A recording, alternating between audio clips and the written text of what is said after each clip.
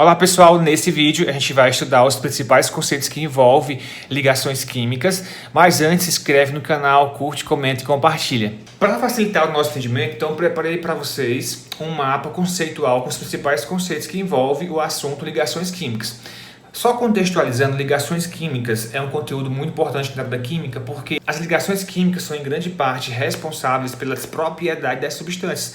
Daí a importância de se estudar esse conteúdo.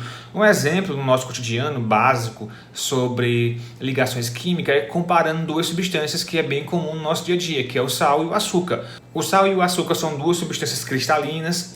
Elas se dissolvem em água, contudo o sal é formado por íon sódio e íon cloreto, cloreto de sódio. Cloreto de sódio dissolvido em água produz espécies iônicas, que é o sódio a mais e o cloro menos. Já o açúcar, quando dissolvido na água, ele produz substâncias moleculares aquosas e sacarose, que é o não eletrólito.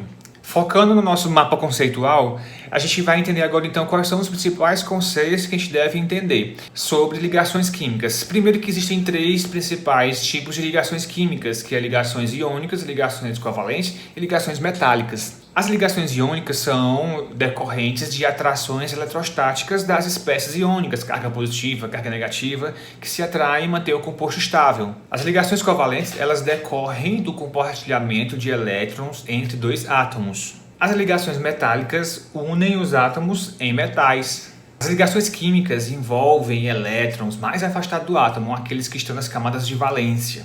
E para facilitar a visualização e o entendimento desses conceitos, Lewis, um grande cientista, Lewis propôs uma representação em símbolos e pontos. Esses pontos representam os elétrons que participam das ligações químicas e com isso facilita o entendimento ou a representação de como os elétrons interagem para formar as ligações químicas entre os átomos. São os famosos símbolos de Lewis ou estruturas de Lewis.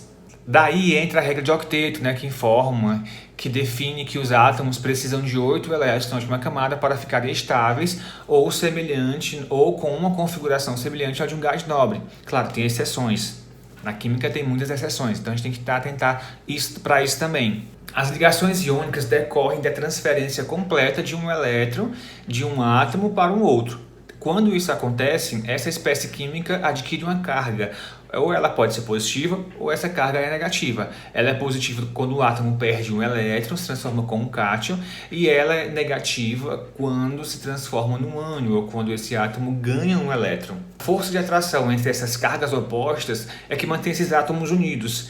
E essa energia é chamada de energia de rede. Ou seja, com isso, a estabilidade das substâncias iônicas resulta da interação eletrostática forte entre esses íons, entre esses diferentes íons. Essa energia de rede aumenta à medida que aumenta a carga desses íons. E também aumenta à medida que diminui a distância entre esses íons. A formação dos compostos iônicos envolve várias etapas e cada etapa envolve uma certa quantidade de energia. Essas etapas e essas várias quantidades de energias que envolvem a formação de íons são expressas ou são explicadas pelo ciclo de Bohr-Haber.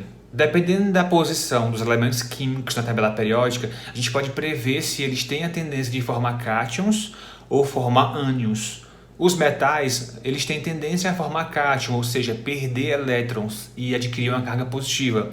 Já os não metais têm a tendência de formar ânions, ou seja, ganhar elétrons e adquirir carga negativa. Já falando de ligação covalente, esse tipo de ligação envolve o compartilhamento de elétrons. Para facilitar o nosso entendimento de como as ligações covalentes são formadas, nesse caso a gente pode usar as estruturas de Lewis perfeitamente, porque a estrutura de Lewis significa ou representa um símbolo de um elemento químico e ao redor desse símbolo pontos, e esses pontos significam os elétrons que estão envolvidos nessas ligações. E assim a gente pode identificar quem são os elétrons que vão ser compartilhados ou que vão permanecer no átomo durante uma ligação química, do tipo covalente. O compartilhamento de um par de elétrons vai gerar uma ligação simples. Já o compartilhamento de 2 ou 3 pares de elétrons entre dois átomos em uma ligação química podem formar ligações do tipo dupla ou tripla. Ligações duplas e triplas entre dois átomos significam ligações múltiplas. Em uma ligação covalente, os átomos não compartilham necessariamente de forma igual os seus elétrons. O compartilhamento desigual de elétrons entre os átomos numa ligação química vai gerar a polaridade dessas ligações. Por exemplo, em uma ligação covalente apolar, o número de elétrons compartilhado entre átomos são iguais. Já numa ligação do tipo covalente polar, um dos átomos envolvidos na ligação exerce maior força de atração desses elétrons da ligação para ele, gerando essa diferença de polaridade. Nesse contexto, a gente pode falar um pouco de outro conceito muito importante que é a eletronegatividade, ou seja, a capacidade que um átomo tem de atrair elétrons para si. Numa ligação química, por exemplo, o elemento químico mais eletronegativo que existe, ou seja, aquele que tem mais força de atrair os elétrons para ele, é o flúor. E considerando essa diferença de polaridade numa ligação química, ela pode ser utilizada para determinar numericamente a polaridade de uma ligação. Ou seja, quanto maior for essa diferença, maior será a polaridade da ligação. Uma molécula polar é aquela que possui centro de cargas positivas e negativas não coincidentes. Com isso, a molécula polar ela tem um lado positivo e um lado negativo bem característico. Essa diferença de carga produz um dipolo, que pode ser calculado por um momento de dipolo. E para facilitar o nosso entendimento, uma molécula diatômica que possui só 2 átomos numa ligação química e que possua diferença de eletronegatividade, essa molécula é polar. E seguindo nosso mapa conceitual, a gente pode determinar a carga formal de um átomo utilizando as estruturas de Lewis. Com isso, a carga formal de um átomo em uma estrutura de Lewis é a carga que o átomo teria se todos os átomos tivessem a mesma eletronegatividade. Muitas vezes, uma única representação de Lewis é inadequada para representar uma molécula ou íon especificamente. Quando é possível escrever 2 ou mais estruturas de Lewis para uma mesma molécula, dizemos que essas são estruturas de ressonância. As estruturas de ressonância são importantes para descrever principalmente as moléculas orgânicas. E dentro do nosso mapa conceitual tem um conceito muito importante que é sobre regra de octeto, quando estivermos falando de ligações químicas. E o que é que diz a regra do octeto? Então já comentamos que seria a quantidade de elétrons necessário para um átomo ficar estável igual a um gás nobre, ou seja, 8 elétrons na última camada. Contudo, isso não é válido para todos os átomos na química, ou seja, tem a sua exceção. E quais são as exceções, quais são os exemplos de exceção sobre a regra do octeto?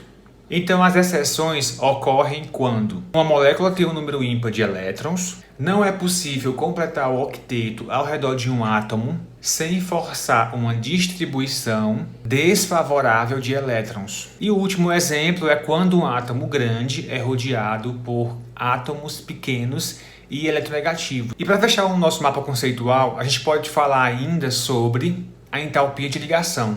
Ou seja, a força de uma ligação covalente é medida por sua entalpia de ligação, que significa a variação de entalpia molar na quebra de certa ligação. Com isso, a força das ligações covalentes aumenta à medida que aumenta o número de pares compartilhados numa ligação química. Com isso, podemos usar a entalpia de ligação para estimar a variação de entalpia durante uma reação química, onde as ligações químicas são quebradas e outras são formadas.